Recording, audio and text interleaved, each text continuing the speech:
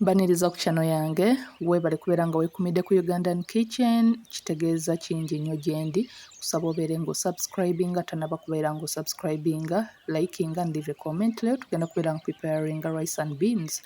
This is a very simple but delicious meal gy'osobola okuba nga preparing within 30 minutes eberi done. Zino ingredients nga bw'oziraba ze ngenda okubeera nga nkozesa. Tuyinamu obutungulu, nnyaanya, green pepper, carrot, bijjanjjalo, omuceere ne spices here and there. So beera ng'ofuna entamu giteekeko, obeere ng'oteekamuko butto ow'ekigero okusinziira ku quantity oba obungi bw'oli mu kubeera nga ofumba oba n'abantu bw'oli mu kubeera nga ofumbira.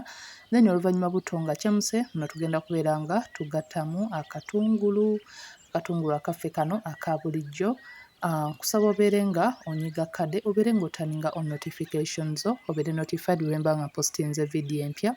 Buli wonyiga kadde nja kusaba ogende maaso obeere ng'onyiga ku all notifications, obeere nga notifications za video zange zonna ozifuna. So obutungulu tugenda kubeera nga tubufumba okumala eddakiika 2 ku 3, then tugenda kubeera nga kati tugattamu ingredients endala. Eno meal nyangu ya kubeera nga opreparinga, osobola okulaba nti gwe muceere n'ebijjanjjalo gwe tupreparinga but guno gwawukanamuko mu ngeri gy'oba ogufumbyemu. Kyenjagalako eno meal teweetaaga nva, teweetaaga soup like already eba osobola okubeera ng'ogirya mu ngeri eno like nga teweetaaze gravy yonna, teweetaaze any side vegetable yonna. So beera ng'oluvannyuma ogattamu carrot, obeere nga nazo ozifumbamu eddakiika 2 ku 3, gattamu katungulu kyumu. Oba obadde olina akatangawuzi osobola okubeera nga okakozesa, oba oba obadde olina garlic and ginger paste ng'ali wamu okozesaayo nga ka teaspoon, oba osobola okubeera ng'osuusaako okusinziirira ku nnamba gy'oli mu kubeera nga ofumbira. Garlic, ginger ne other spices zino ze tubeera tu addinzeemu mu mmere zongeramu flavors ez'enjawulo n'okubeera nti nno ddagala ery'enjawulo eri obulamu bwaffe. Oluvannyuma beera nga kati ogattamu omuceere. Nagoseza muceere guno gwaffe gwa bulijjo but it can be any rice oba basmati oba kayiso. So oluvannyuma beera nga addingamu spices. Nakozeseza paprika, turmeric, nabadde ninamu ne mint powder. So beera nga bino byonna obitabula. Oluvannyuma nakozesezayo kyennyini ekikopo kye nakozeseza okupima omuceere, ne mbeera nga kati addingamu amazzi. Nabadde napimya ekikopo kimu n'ekitundu eky'omuceere. So oluvannyuma ne mbeera nga addingamu ebijjanjjalo ebyaffe ebya bulijjo by'oba ofumbye bulungi nga omaze okulaba nti nno biyidde ddala nga w'obyagala. Oluvannyuma kati beera nga omaliriza n'amazzi obikkeko, testinga omunnyo, testinga spices, oleke paka omuceere guno gube nga gutokota n'ebijjanjjalo. Tugenda kubeera nga tuguleka amazzi gabeere nga gakalira paka nga bw'oti bw'olaba like nga tegakyalabika nnyo, awo woolowoleza nti kati omuceere gutandise okuba nga ogukalira amazzi. Then beera nga kati addingamu nnyaanya, oba wakozeseza bell peppers ez'enjawulo, ng'owakozesezaamu ku corns osobola okubeera ng'ozigattamu, oba wakozesezaako ng'obadde oyagala kuba ng'oaddingamu cowpeas osobola okuba ng'omuaddingamu at this rate, naye alina kuba nga naye wamaze okuba ng'omufumba so nga ayidde bulungi. So beera nga otabulamu obeere nga oguleka, tugenda kuba nga tuguleka gweyongera okuba nga gukalira amazzi paka.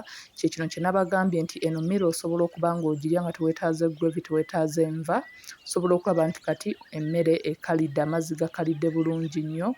So gubeera guli soft bulungi nnyo, gubeera guli a little bit wet nga teguli dry ng'afumba pilau. Then beera ng'osizoninga ne spring onions oba coriander. Nabadde nina coriander, so beera nga kati omuaddingamu otabulemu. Kusaba obeere ng'osubscribinga, atamanyi batyawo subscribinga to my channel, beera ng'otypingamu Ugandan Kitchen, then jangwawo yeeyo channel yange. Clickinga ku kadde omaliriza era ddamu clickingeko bakuleeterawo ku notifications jangu, obeere ng'onyiga ku all notifications bakulage nti you will get all notifications. Then nkusaba obeere nga ku buli video gy'oba olabye obeera ng'olikinga, awo bw'otyo nga bw'olaba awo kiba kitegeeza omaze okulikinga. You can leave a comment, osobola okuntegeeza video ki gye wandiyagadde okubeera ng'olaba ku channel yange, ki kye wandikyusizza mu meal, oba trying out a recipe, you can as well let me know. Nkusaba obeere ng'ompagira channel yange onyambeko okuba ng'ekula. then mmiri yaffe tugenda kubeera nga tugireka ebeere nga ekalira bulungi nnyo amazzi. Bino byonna spices oba okozeseza herbs ez'enjawulo okwongera kubeera ng'emmere yo ewunya akawoowo akalungi ng'erina taste ennungi nti omuntu asooka kuwulira kawo nga tannaba kulya n'amanya ki ky'aba expectinga. At this rate emmere yabadde already eyidde bw'otyo nga bw'olaba. Nasaavinze ne avok ne cucumber. Osobola okubeera ng'ogattako kacumbali abamwetaze, osobola okubeera ng'ogattako coleslaw, osobola okubeera nga ogattako any other vegetable waba ogyagadde, then ne mbeera nga garnishing era ne coriander, ne mbeera nga meal eri ready. I prepared this for lunch and it was so yummy. Wano nabadde ndrizzlinzeeko yogurt garlic sauce, so naye yabadde agenderako bulungi nnyo. Until next time, thanks for watching. Please don't forget to subscribe, like and share. Nkusaba obeere ng'onsupportinga. And follow me on my other social media platforms, Snapchat, TikTok, Instagram, Ugandan Kitchen, JND. Until next time, thanks for watching. Please don't forget to share, like and subscribe.